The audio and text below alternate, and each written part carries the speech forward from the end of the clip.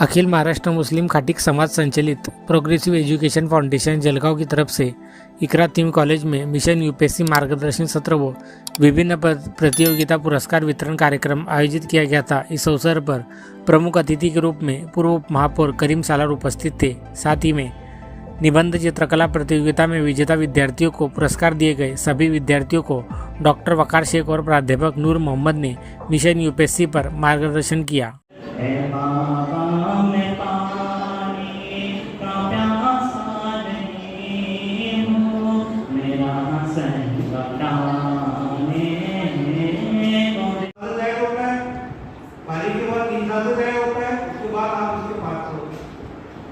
तो एक बार हमारी पात्रता को पूरी करना है, लेकिन इसकी शुरुआत ये आज से ही करना।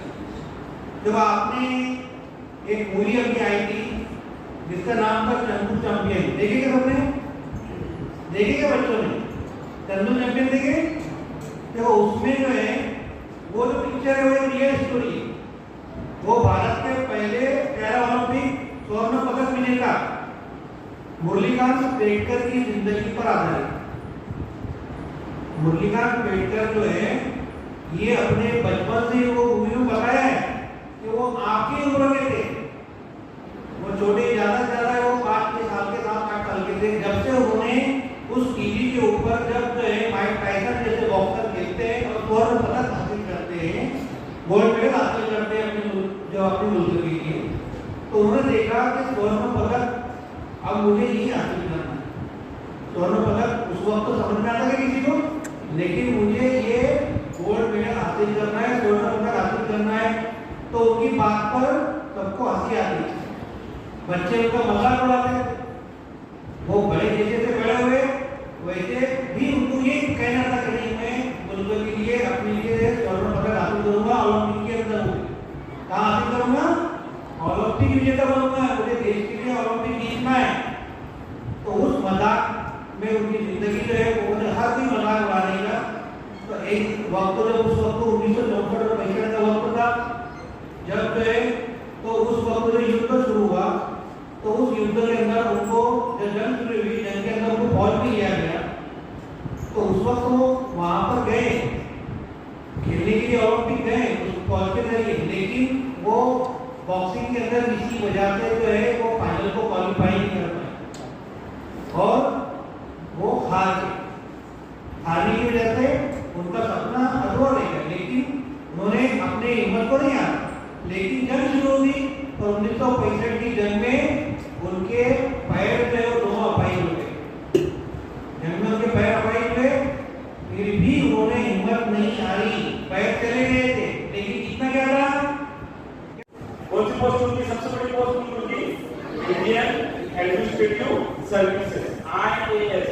आपके जहनों में आपके आगे से बात डाल दो कि आपको यूपीएससी का तैयार करना है, इंशाअल्लाह आगे बढ़कर और IAS की पोस्ट क्लियर करना है। उसके बाद की जो पोस्ट होती है जिसको से कम मार्क्स मिलते हैं उसकी मिलती है IPS, इंडियन पुलिस सर्विसेज की पोस्ट मिलती है।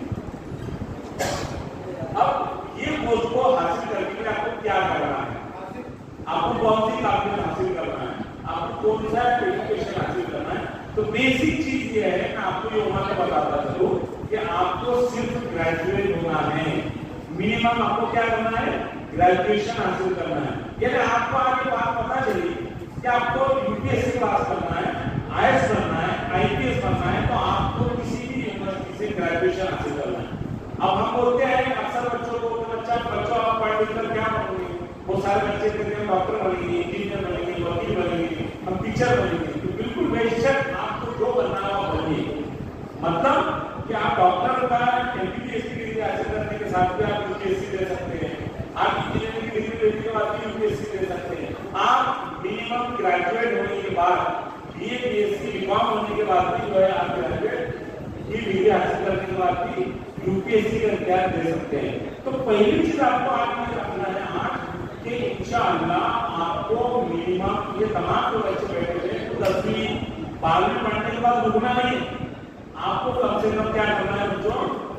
ग्रेजुएशन हासिल करना है। आप मिनिमम BA हो गए, आप मिनिमम BSc हो गए, आपको इंटरेस्ट इंजीनियरिंग में, आपको इंटरेस्ट वकील की डिग्री में, आपको इंटरेस्ट डॉक्टर बनना है, तो भी आपको यूपीएससी ज्ञान दे सकते हैं। मतलब आपको मिनिमम ग्रेजुएशन करना ही करना है। अल्लाह की रात को उम्मीद है कि आप यहाँ से एक अज़्म करके यहाँ से तमाम बच्चों के पेरेंट्स, तमाम जिम्मेदार जो बिरादरी के यहाँ पर जमा हुए हैं, आप ये कोशिश में लगे रहे कि तमाम बच्चे जो अलग अलग स्कूल्स में पढ़ रहे हैं जलगांव शहर की और की, वो बच्चों को आगे ग्रेजुएशन का नाम लेकर जाए, आप उनको मिनिमम ग्रेजुएट करवाएं। अब इसमें बहुत सारी कंडीशन है कि ओपन कैटेगरी वाले को कितना अटेंड देना होते हैं, एससी कैटेगरी वाले को कितने होते हैं, एसटी कैटेगरी वाले को कितने होते हैं, ओबीसी वाले को कितने होते हैं। तो इंशाल्लाह जब आगे बढ़ेंगे, जब ये असमग्र की तमाम चीजें इंशाल्लाह उसके सामने आएंगी। नेक्स्ट अब बेसिक चीजें मैं आपको बताना चाहता हूँ, बहुत ज्यादा डिटेल में ना जाते हुए बच्चों की तमाम फौजियात के नाम लगकर कि यूपीएससी तैयार करने के लिए 3 स्टेजेस पास करना होगी।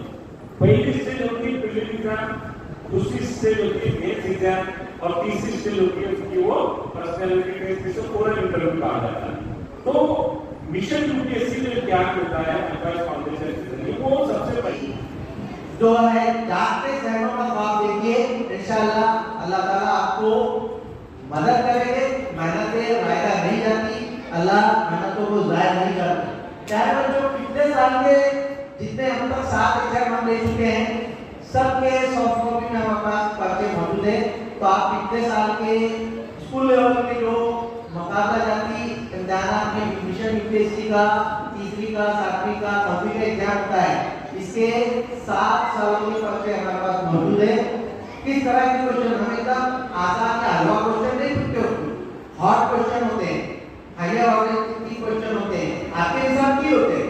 तो किस तरह के क्वेश्चन पूछे जाते हैं, इसका आइडिया लेने के लिए आप पिछले सालों के साबिक़ा जमातों के आप पर्चे जमा कीजिए। ये भी बहुत अहम बात है लेक्चर क्लास में कि अपना एक अच्छा दोस्त चाहिए, उस्ताद की क़यादत बहुत जरूरी है।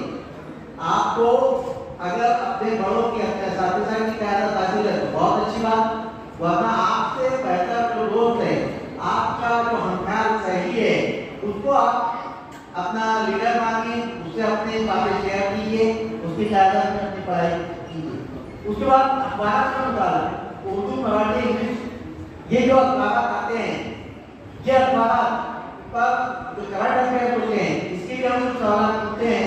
तो डेली, रोजनामा या हफ्तावार जो अखबार आते हैं, वो अखबार कौन से पढ़ना है आपको मैं बताऊंगा, वो अखबार को भी आपको पढ़ना है और उसमें जो अहम टॉपिक्स है वो आपको नोट करना है। इसका मतलब हुआ वहाँ चोरी हुई, ये इम्पोर्टेंट नहीं, जो इदारा होता है, जो आज के करंट अफेयर होते हैं, वो आपको नोट करना है। इसके बाद किसी एक मजमून में महारत पैदा करना, mastery of the subject is most important. आपको अपने किसी एक सब्जेक्ट में महारत हासिल करना है। और लास्ट बट नॉट लीस्ट अपनी सेहत का ख्याल रखना। जहाँ तो जहाँ आपकी सेहत अच्छी नहीं हुई, आप कमजोर हैं, आपको सुबह उठने में दिक्कत जा रही है, आपको चक्कर आ रहे हैं, तो आप नहीं पढ़ पाएंगे। फिटनेस भी लाजमी है, इसके लिए आपको रोजाना वर्जिश करनी है, अपना फिटनेस प्लान बनाना है। ये देखिए पढ़ने के लिए तैयारी में हुआ जल्दी पाठ बताता जरूर, टाइम टेबल का मैंने बताया आपको, कब उठना है कब सोना है, वो आप अपने हिसाब से तय कीजिए, इस तरह का टाइम टेबल बनाइए। उसके बाद टेंशन नहीं लेना है, कितना ही मुश्किल एग्जाम हो, मेहनत तो क्या आगे तक बीच है, आप यकीनन कामयाब होंगे। अपने आप को आपने तय कर लिया कि मुझे इतना चैप्टर पढ़ना है, तो अपने आप को इनाम दीजिए। दूसरे को इनाम देते हैं, आप अपने आप को इनाम कैसे देंगे?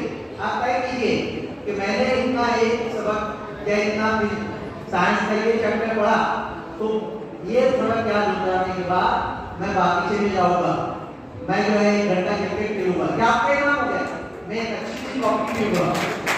या आप अपना एक मुझसे बड़े ने कहा अमेरिका के अंदर कि मैं अपने मुल्क की खिदमत करना चाहती हूँ। दोस्तों, ये मुसलमानों का जज्बा है, उन बेवकूफ लोगों को नजर नहीं आता जिनकी आंखों को पट्टी होने जाती है। हमारी बच्चियां कह रही है हम वहां पैसों के लिए नहीं रुकेंगे तुम्हारे यहाँ पर, हमें अपने मुल्क की खिदमत करनी है। और कौन सा मुल्क चाहिए इनको, और कौन होते हैं जो हमारा मुल्क मांगेगा? देखा आपने, आपको तो देख लिया। अब ये सब देखने के बाद ईमानदारी से बोलो, कितने बच्चे कलेक्टर और डीएसपी बनना चाहते हैं? हाथ उठा कर जल्दी।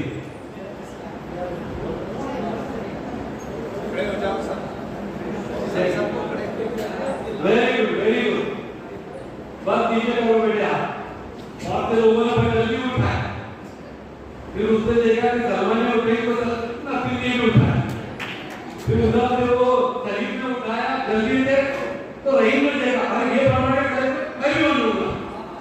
तो आप उस बात दोबारा 2 ताली बजाइए कि आपने आज के लक्ष्य किया तो हमको भी कलेक्टर डीएसपी बनना चाहिए, बस यही आपकी कामयाबी का बस यही कामयाबी। और मोदी साहब हमसे लोग पूछते हैं इस टाइम की कीमत भूल रहे 35 सेंटर पूरे महाराष्ट्र में चल रहे हैं, 35 सेंटर पूरे महाराष्ट्र। और अल्हम्दुलिल्लाह अभी 8 दिन पहले उनका एग्जाम हुआ 7वीं 9वीं और 11वीं वालों का, तो तकरीबन 1800 बच्चे उसमें अपीयर हुए, उसका रिजल्ट आया। और मुझे खुशी इस बात की है बहुत सारे बच्चे बेचारे मिलाती के ये सब आए उसमें, लेकिन क्या आपको मालूम है कि रेहान सर के भांजे ने भी सेकंड पोजीशन में डिस्ट्रिक्ट में, क्या आपको पता है? आपको नहीं मालूम है? इनामात के वक्त में मुफ्ती साहब को इनाम देने के लिए बताऊंगा। उस बच्चे का नाम है सफवान जावेद काटी, जो सेकंड आया पूरे जिले के अंदर, सेकंड आया। और उन्हीं के बाद वो रेहान सर की लड़की जो इतना हाईस्कूल में पढ़ रही है, 7 का उसने एग्जाम दी, पहला एग्जाम 7, 9, 11 3 एग्जाम होते हैं।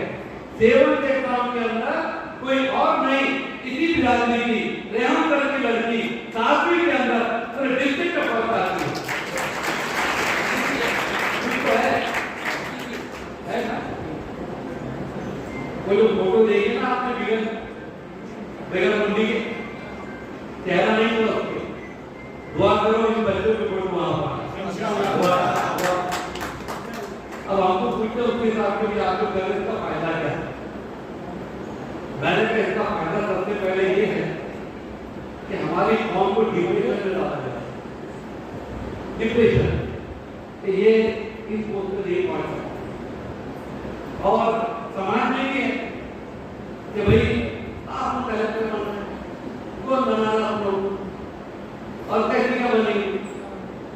जब आज ऐसे प्रोग्राम हमने देखे कि जब बच्चे घर पर जाकर कहते हैं अबू अबू आज प्रोग्राम में मैंने देखा कि डीएसपी कैसे बनते, तो मैंने तय किया कि मैं भी डीएसपी बनूंगा। अब बोलते तालिया मैंने देख तेरा वो क्या डीएसपी बनता, सबसे पहले घर में बेचारी बच्ची जाके कहती अम्मी अम्मी इल्मा अफरोज जो है वो भी डीएसपी बनता रही, मैं भी सोचती हूँ मैं भी कलेक्टर बनूं। अम्मी बोलती बेटा यार रोटा पकाना थी, थोड़ी बड़ी होगी हाथ पीले जाएगी तेरी छुट्टी, हाँ कलेक्टर बनने तेरा मुझको से कहेंगे क्या कर रहे हैं आप? क्या अल्लाह ने आपकी औलाद जाहिर होने के लिए दी है? क्या बच्ची पढ़ाया घर में तो उसको तालीम हासिल करने के लिए आगे नहीं बढ़ाएंगे?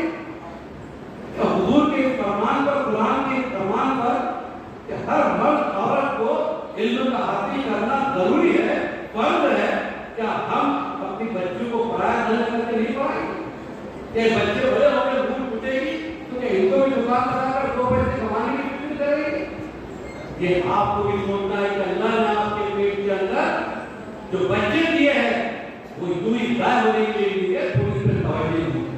देखा आपने कैसी तवज्जो दी होगी, रोटियां भाड़े से लाकर पैसे कमाकर अपने बच्चों को उन्होंने पढ़ाया।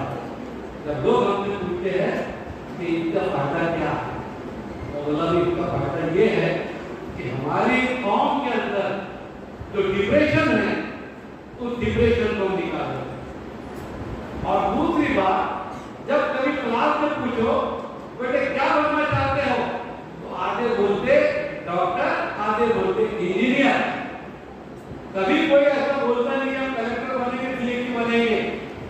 ये जो आप मौजूद है सारे लोग इनके सामने बच्चों ने हाथ उठाएंगे, सब बताया आपको कि हम कलेक्टर बनेंगे, हम डीएसपी बनेंगे, अल्लाह करे बन जाए, बने ना बने इनकी किस्मत, इनकी मेहनत अल्लाह का फैसला।